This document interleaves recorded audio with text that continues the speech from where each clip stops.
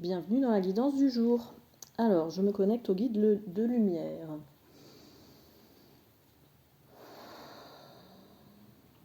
Quels sont les messages aujourd'hui? Alors, après le coaching dynamique de la guidance d'hier, que je vous invite à aller écouter si vous ne l'avez pas fait, c'est une guidance intemporelle qui était vraiment très dynamique, sous forme de coaching. Aujourd'hui, on va parler des choix. Alors, il y en a parmi vous qui sont hyper motivés, ils ont des idées, ils ont envie de changer, ils ont fait leur choix de ça y est, je veux accueillir cette nouvelle terre, ce nouveau monde à l'intérieur de moi, je veux l'incarner, je veux le vivre pleinement, j'ai envie de participer à ce changement planétaire, etc. Les guides sont ravis, sauf que vous ne savez pas comment faire. Ça va parler de ça aujourd'hui. Donc on vous invite à effectivement faire vos choix. Donc ça y est, vous avez choisi là, pour beaucoup d'entre vous, vous avez envie d'avancer, d'évoluer, c'est génial. Les guides vous disent que maintenant faire des choix de comment acter, de comment avancer, attends Coco, de comment avancer sur le chemin, etc.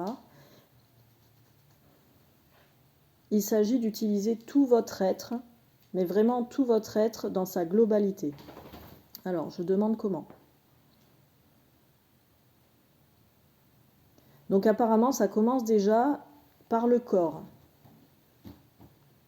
Qu'est-ce que je ressens physiquement dans mon corps quand je suis face à une opportunité, face à une décision? Qu'est-ce que je ressens dans le corps? Est-ce que j'ai une sorte d'élan d'aller vers l'avant, de faire un pas en avant? Est-ce que je ressens une légèreté, une sorte d'élévation? Ou à contrario, est-ce que je ressens une lourdeur? Est-ce que je me sens partir en arrière? Est-ce que je me sens freiner? Est-ce que je me sens écraser sur la tête, sur les épaules?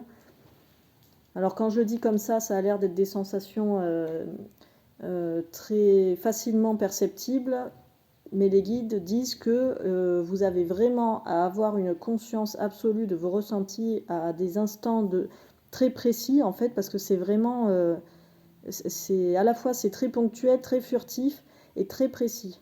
Donc on nous invite à avoir cette conscience. Et comment avoir cette conscience? Ça passe par le corps, c'est-à-dire par exemple le matin. Première chose que vous pouvez faire, juste quand vous ouvrez les yeux dans votre lit, c'est déjà respirer quoi. Prendre une grande inspiration en conscience pour bien faire descendre l'air dans tout le corps. Apprécier ça, l'air qui arrive, de l'air pur et nouveau qui arrive en conscience pour débuter la journée.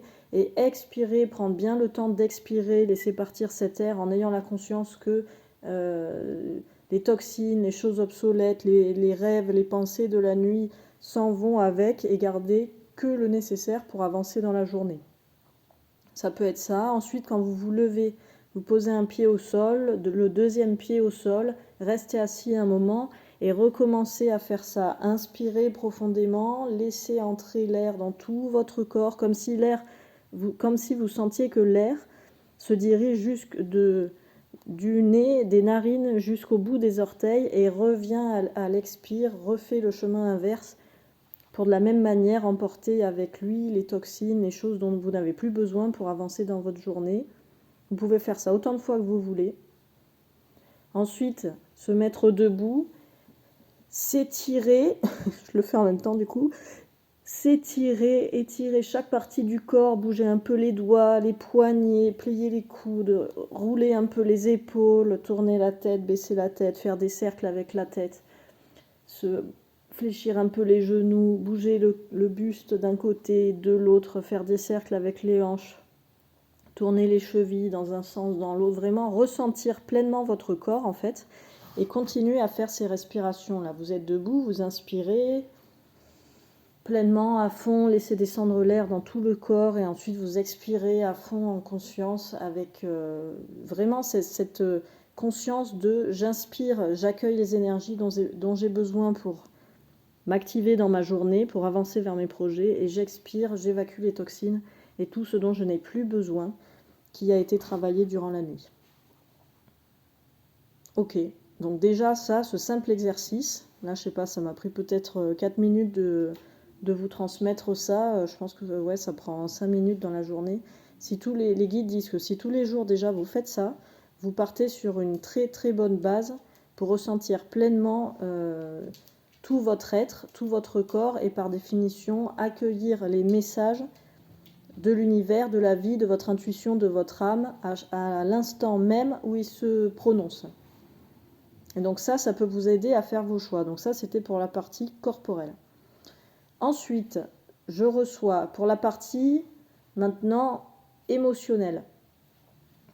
Forcément, dans la journée, vous allez vivre des émotions de tout type, de toutes sortes. Alors évidemment, plus vous faites d'actions, c'est-à-dire plus vous sortez de votre zone de confort, plus vous mettez des choses en place pour avancer vers vos projets, etc., plus vous allez ressentir d'émotions. Si vous restez chez vous toute la journée sur le canapé à rien faire, il y aura moins d'émotions forcément. Ça ne veut pas dire qu'il ne faut pas passer des moments comme ça sur le canapé à rien faire. C'est comme vous le sentez, parfois ça peut être profondément utile et c'est le bon moment pour faire ça. Donc si vous avez envie de faire ça, faites-le.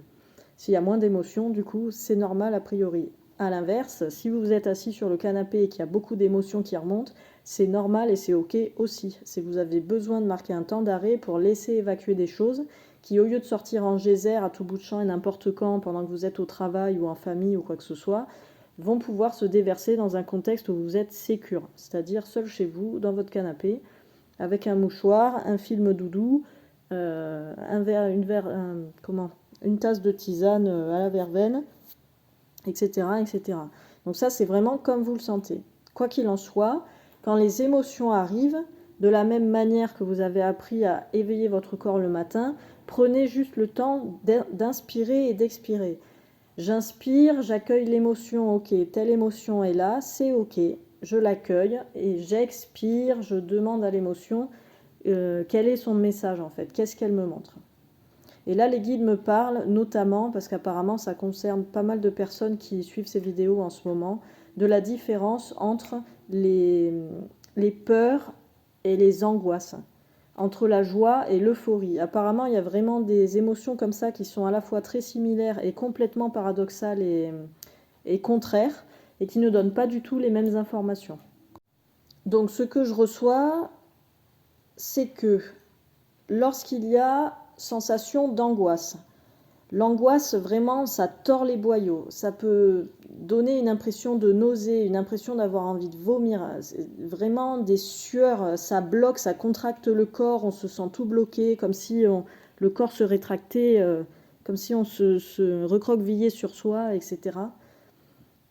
Ça, c'est une information directe et explicite de « je ne suis pas au bon endroit, je ne suis pas à ma place » ou telle décision, tel choix ou telle opportunité ne m'apportera pas forcément les résultats auxquels j'aspire dans un futur proche. Ce sera utile dans tous les cas, c'est-à-dire que si vous ressentez de l'angoisse quand vous prenez une décision, que vous n'arrivez pas à modifier cette décision ou que vous, malgré tout, vous choisissez d'aller dans cette direction, alors que ça vous déclenche de l'angoisse et qu'a priori c'est plutôt un non plus qu'un oui, c'est pas grave puisque dans tous les cas, vous allez apprendre quelque chose. Et de toute façon, rien n'est figé, tout peut être modifié à tout moment. Donc ne vous rajoutez pas de l'angoisse si vous vous retrouvez dans une situation à laquelle vous auriez voulu dire non et finalement vous avez dit oui, par exemple. Concentrez-vous, plutôt que de vous flageller sur « ah, je ne me suis pas écouté », etc. Concentrez-vous sur ce que vous pouvez faire et acter à l'instant pour modifier cette situation désagréable. Ok ? Ça, c'est pour l'angoisse. A contrario, les peurs.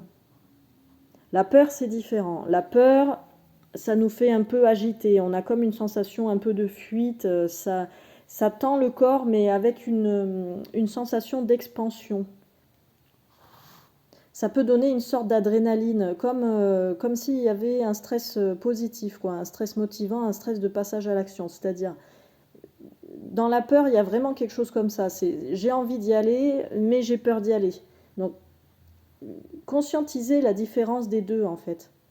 La peur, c'est vraiment, je sais que je dois aller par là, j'ai envie d'aller par là, ça me prend en trip d'aller par là, mais comme c'est nouveau et que ça va me changer, me faire perdre potentiellement mes repères parce que je vais devenir une personne différente et avancer différemment et dans quelque chose de complètement inconnu, j'ai peur. J'ai peur de mourir, j'ai peur de ci, j'ai peur de ça. C'est normal. Et ça fait le lien, de ce que je reçois là, ça fait le lien avec le mental, on verra juste après. Mais du coup, cette peur, et je pense que ça a déjà été transmis dans certaines guidances là, cette peur, elle vous montre le chemin aussi. L'angoisse vous montre que vous n'êtes pas à votre place, que vous ne vous écoutez pas, que vous n'êtes pas dans votre alignement et dans votre élan de vie, de joie et d'âme. Tandis que la peur vous montre, oui, oui, vas-y, c'est par là. C'est par là qu'on a envie d'aller, c'est par là qu'il faut que tu ailles pour changer, pour évoluer. Et on est sur Terre pour évoluer, donc en soi, c'est plutôt une bonne chose de suivre ses peurs finalement. Alors du coup, c'est là que ça fait la transition avec le mental.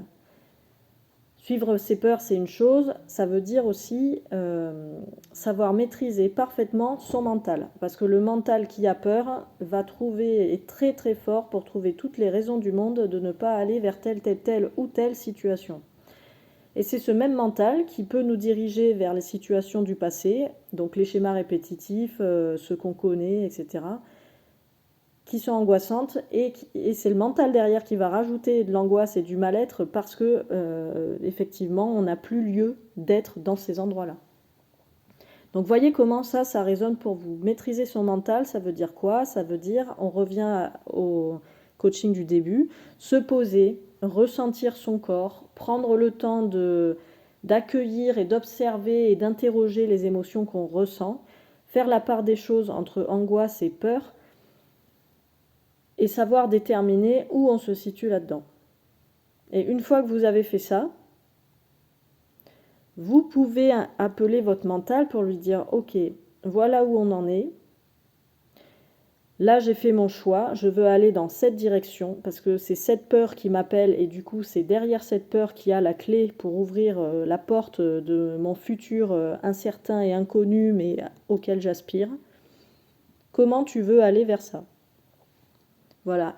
Dire à son mental clairement, je sais que tu es brillant, je sais que tu as de très grandes capacités, puisque tu peux déclencher des angoisses de ouf, à voir si tu peux déclencher des réussites de ouf. Donc dire à son mental, voilà, je veux aller là, maintenant active-toi dans ce sens, vers cette direction, et cherche et trouve les solutions pour avancer vers ça. C'est toute la technique en fait de vraiment le mode d'emploi de l'humain, quoi. Savoir comment s'utiliser à tous les niveaux pour avancer. Et ensuite, alors je me rends compte là pendant que je parle que j'ai pas fait sur la joie et l'euphorie, mais c'est pareil que peur et angoisse en fait. La joie, montre le chemin le plus fluide pour atteindre un objectif, tandis que l'euphorie, c'est une forme d'angoisse en fait. Voilà. Bon, apparemment, j'ai pas besoin de développer plus là-dessus aujourd'hui, c'était surtout sur les peurs et les angoisses qu'il fallait s'arrêter. Du coup, dernière étape du fonctionnement de l'humain, un mode d'emploi de l'humain, c'est d'intégrer la dimension, le plan spirituel dans tout ça, et c'est-à-dire quand vous êtes au stade d'avoir choisi d'aller vers vos peurs et que vous le faites avec joie, avec motivation et avec envie d'avancer et d'évoluer, là, c'est là que toute la spiritualité va entrer en œuvre, c'est-à-dire que l'âme va être alimentée par ce choix, elle va vous envoyer toujours plus d'informations, et l'univers va se mettre en action pour vous envoyer là les signes, pour vous éclairer le chemin, pour mettre en place les synchronicités qui vont à la fois valider votre choix et à la fois fluidifier l'accès vers vos réussites et vos objectifs. Donc voilà, éloge du fonctionnement de l'humain, de l'utilisation de l'humain dans sa globalité. Est-ce qu'il y a autre chose? Ah oui, les guides me rappellent, et c'est vrai que je voulais faire ça au début, de vous parler d'une amie qui s'appelle Lucille, dont je vous avais déjà parlé pour ceux qui suivent la chaîne depuis le début, qui propose un programme d'accueil des énergies du printemps, donc un programme sur 21 jours, précisément pour se reconnecter à soi, pour s'aligner, pour accueillir cette nouvelle énergie et surtout pour activer son plein potentiel. C'est un programme qui commence vendredi 21 mars. Décidément, cette date restera peut-être gravée dans les mémoires. Et je vous mets toutes les infos, ou en tout cas le lien vers son site internet dans la description de cette vidéo. Moi, j'ai intégré le programme hier, donc ça commence officiellement le 21 mars, le temps que tout le monde se mettent en place, etc. Donc si vous sentez l'appel et si vous ressentez le besoin d'être accompagné pendant 21 jours sur l'arrivée de cette nouvelle énergie et sur l'intégration du fonctionnement du plein potentiel de votre être tout entier, ce programme est fait pour vous. Voilà, et c'est vraiment ces communautés bienveillantes, c'est en toute simplicité et en toute efficacité. Donc je vous mets le lien vers son site sous la vidéo et je vous dis à très bientôt pour la guidance de demain, pour le live de vendredi et pour ceux qui rejoindront le programme de Lucille. On se croisera dans le groupe. Voilà, très bonne journée à tous. À bientôt.